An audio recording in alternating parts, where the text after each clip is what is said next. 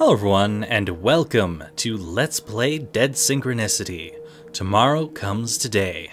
This is the trial version of this game, and before we start, I would like to thank Luis of Fictiorama Studios, who actually gave me permission to do a spot on this on my channel, which is really awesome. This is currently a Kickstarter going on right now. I will put links to the Kickstarter, and definitely go check that out. Support it if you can, because this looks like a really amazing game. It's got many elements of older adventure games that I really like, especially some of the darker adventure games that came around a long time ago.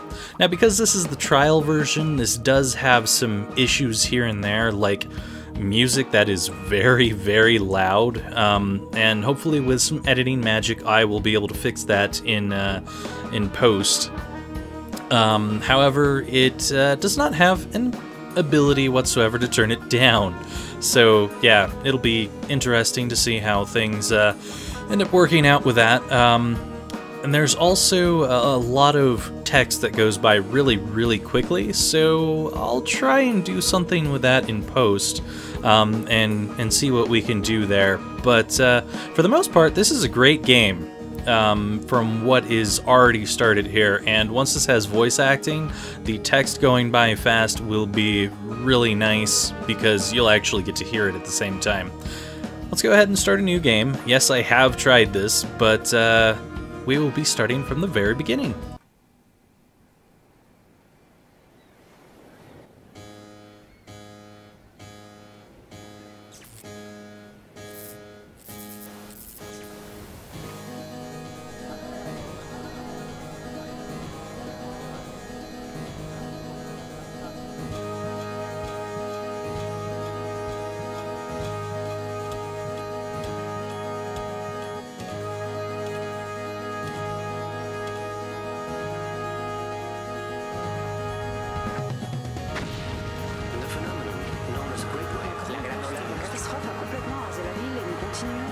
Do you think he'll get better? I don't know. It's still too soon to tell. Let's let him rest.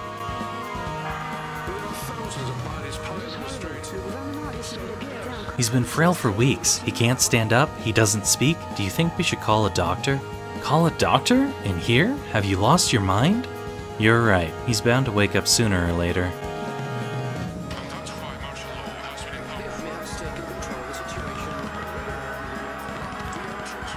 Come on, pal. Don't go. Give it one last shot and stay with us.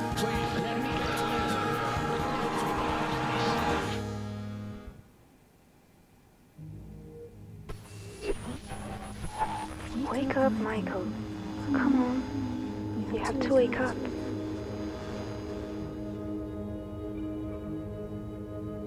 Who are you? Who's there? Please, Michael. Wake up. Wake up. This silence, this darkness, where am I? Damn it, I can't remember.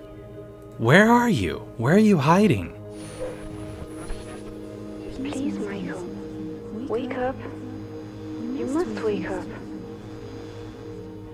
Michael? That's my name? Please, tell me where I am. I can't remember anything.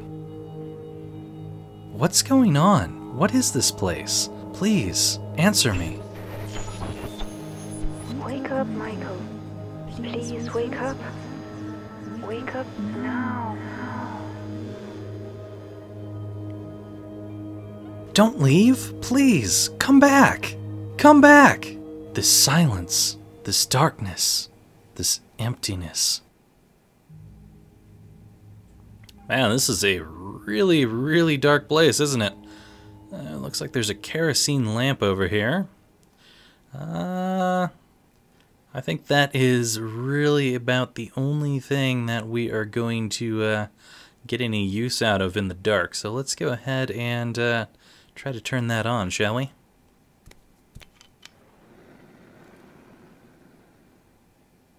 Oh yeah, that's much better.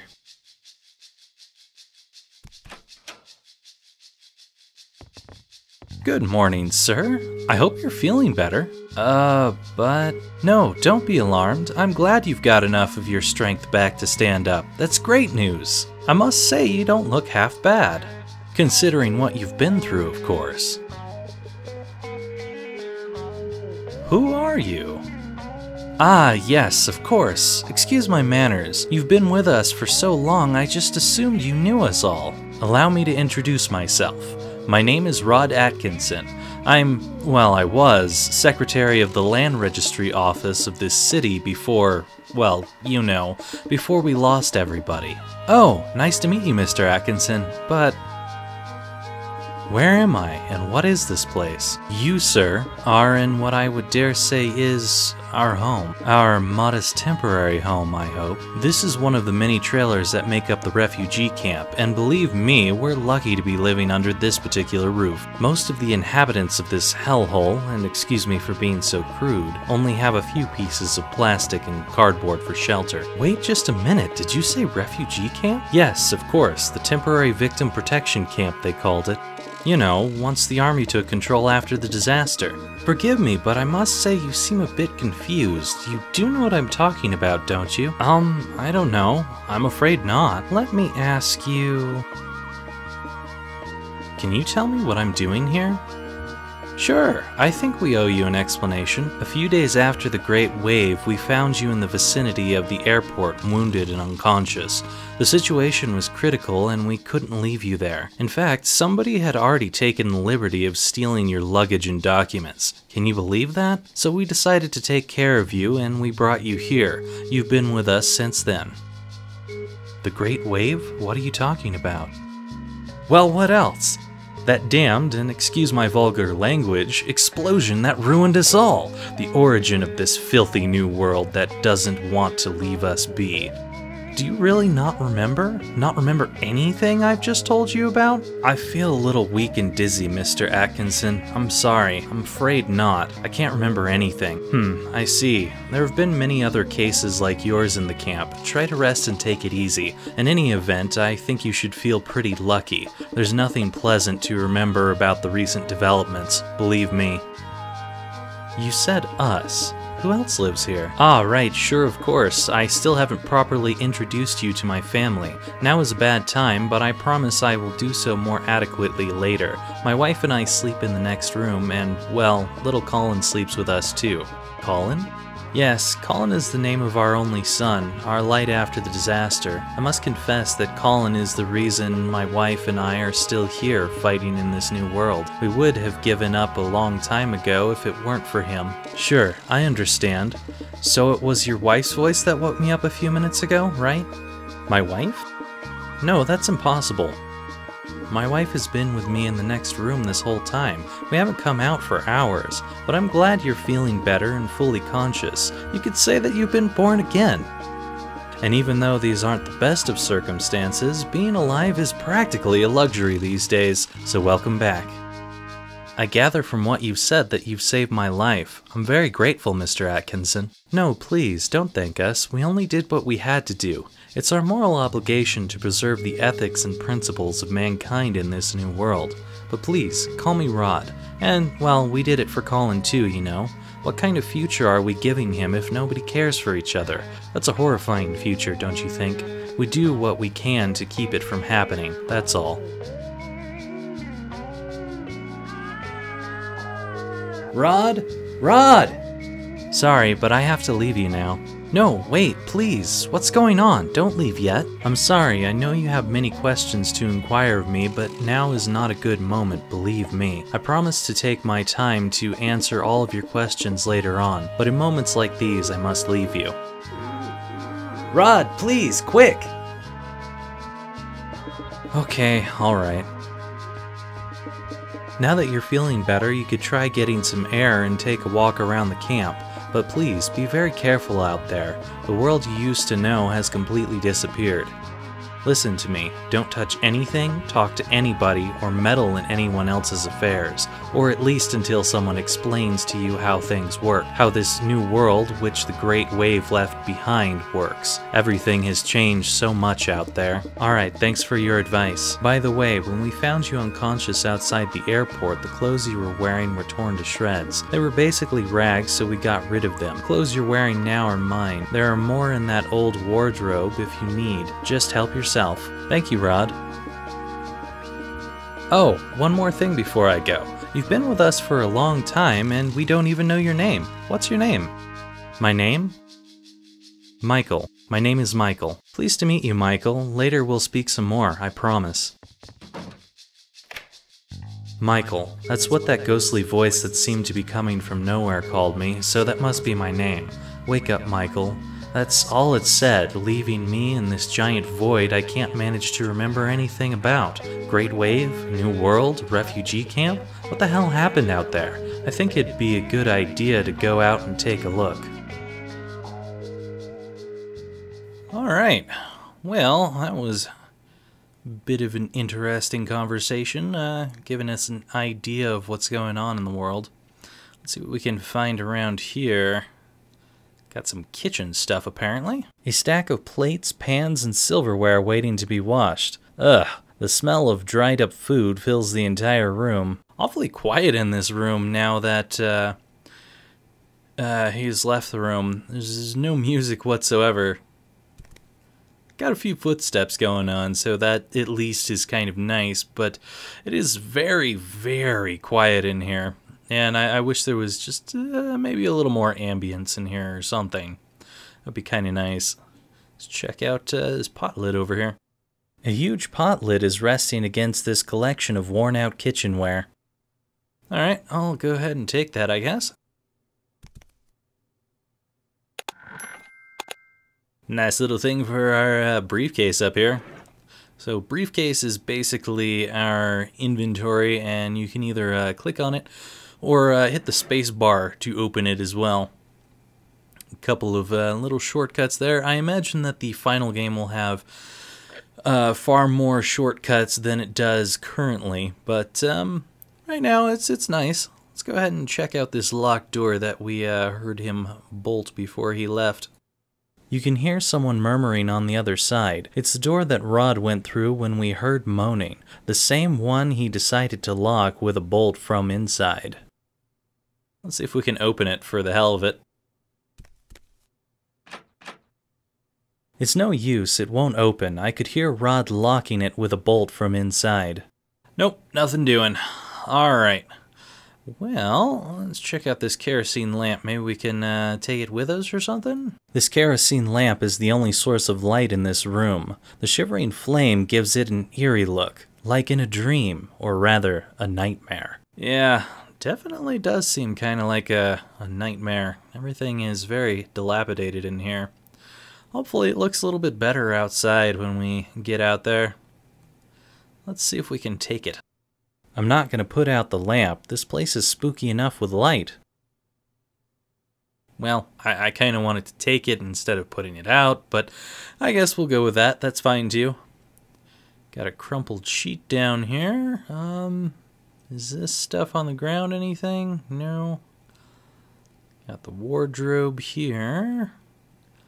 Yeah, that seems to be it. We got a wardrobe. We've got some photos, crumpled sheet, and a way out. I don't think there's anything else in here. Let's check out the wardrobe.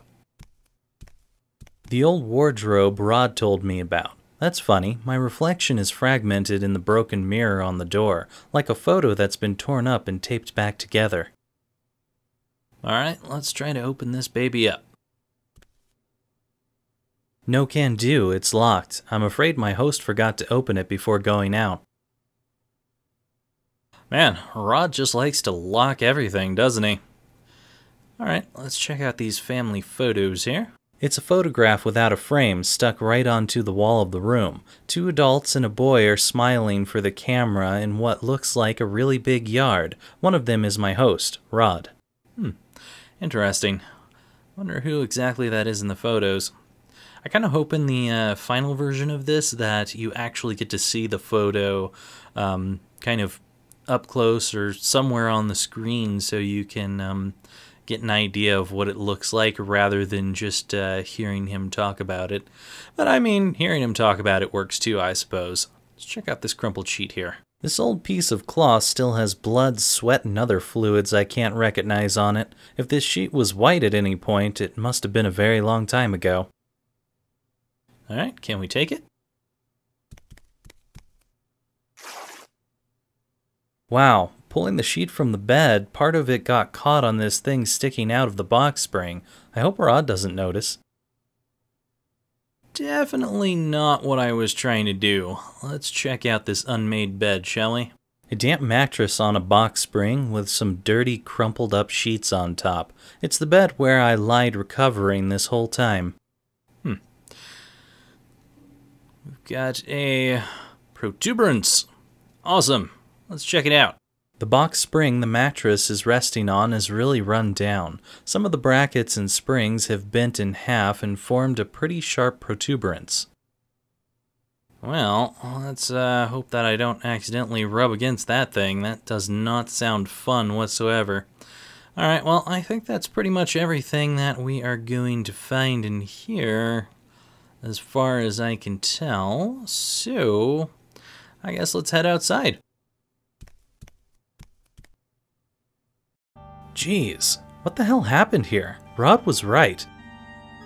I'm not sure what it was that hit the city this hard, but whatever it was, it rocked it down to its very foundations without an ounce of mercy. What's going on now?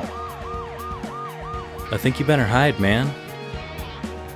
Haven't you learned it's a bad idea to be seen when the cleaning brigades come into camp? You new around here, huh? Yeah, you could say that. Well, welcome to your new home. I'm Hank, but everyone calls me the Hunter. I'm Michael. What exactly is going on up there? Nothing, Mike, just routine. Cleaning brigades are taking a sick woman. A dissolve. You know, doing their job. The irony is that that's the house of one of the camp moles. Those backstabbing schmucks. Brigades? Dissolve? Moles? I don't understand what you're talking about. I don't remember anything. You're a blankhead, I see. Well, better start getting informed if you want to survive out here, Mike. These are hard times. If you need help, look for me, partner. I can get you what you need. Doesn't matter where it is, how fast it runs, or where it's hiding. That's why they call me the Hunter. Alright, I'll remember that. Come back, you cowards! Do not take her! Don't you know who I am? Come back!